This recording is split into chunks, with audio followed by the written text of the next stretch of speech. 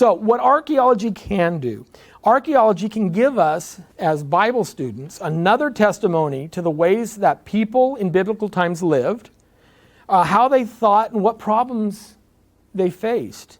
If you have a tell that has a really, really big armory, then you can say, okay, maybe these people were warrior types. Or if you have a city that has a whole lot of walls, then you can say, okay, maybe these people got attacked a lot. So we can get some insight into some of these things. It can give us some clarity to some specific situations and texts. Here's an example for you. I went to Israel, and I visited Gideon's Spring. Remember Gideon's Spring? This is where Gideon sat down, and God says, you got too many men, right?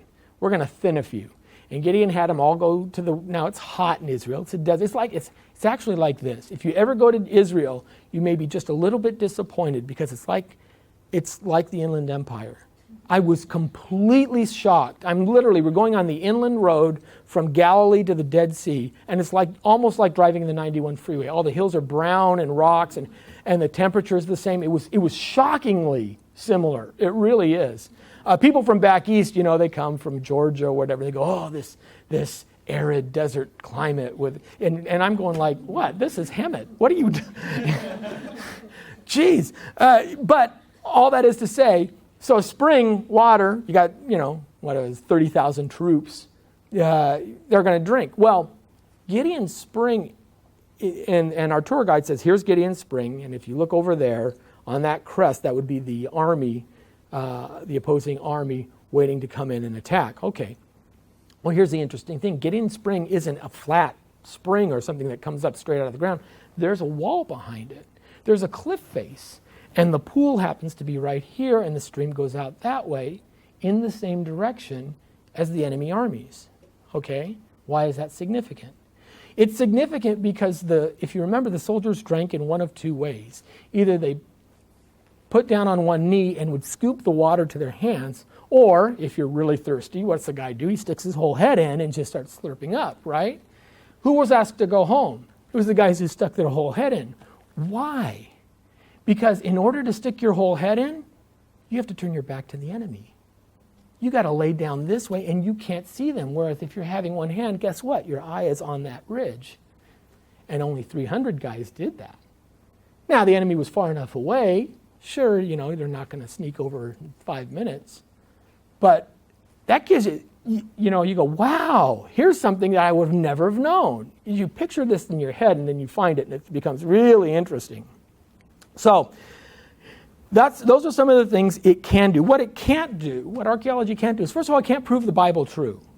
I mean, archaeology will never give you a slam dunk argument that God exists. It just won't. It could prove that the Bible is accurate in some of the history that it records, but it can never, you won't dig up a miracle, right? Even if the walls of Jericho fell down, there's a million other ways people can explain that. You'll never dig up a miracle.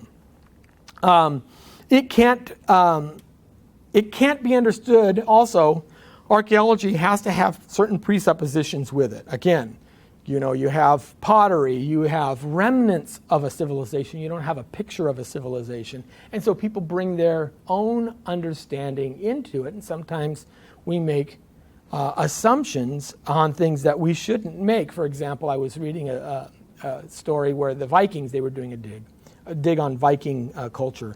And they had, these archaeologists, of course, if you ever did any kind of Roman excavation, there's bathhouses everywhere. And they found this big room, big drains, things like that.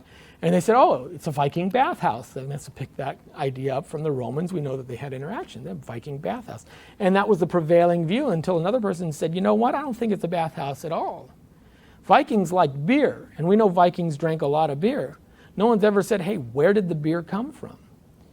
They found some grain and some things like that. They said, what if this is a brewery? What if it's not a bathhouse? It might be a Viking brewery. And by the way, the tavern's right next door. So doesn't that make sense? So again, we know that the thing exists. We just don't know actually what it is. We gotta make some educated guesses. Because of that, that's why archaeology is debated. And the same data can offer different explanations. So, and again, like I said, it is a non-repeatable discipline. You only get a glimpse into one small portion of what was left, and even not even what happened, just what was left from what happened, and you only get a chance to dig it out once.